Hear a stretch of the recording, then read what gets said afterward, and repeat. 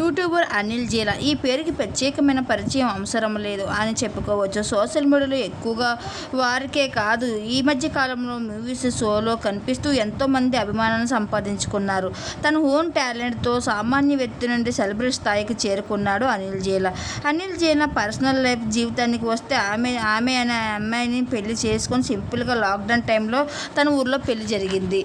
అయితే రీసెంట్గా తను ఒక మగబిడ్డ కూడా జన్మనిచ్చారు. పర్సనల్ అండ్ ప్రపోజల్ లైఫ్లో చాలా హ్యాపీగా ఉన్నాడు అనిల్ జీలా.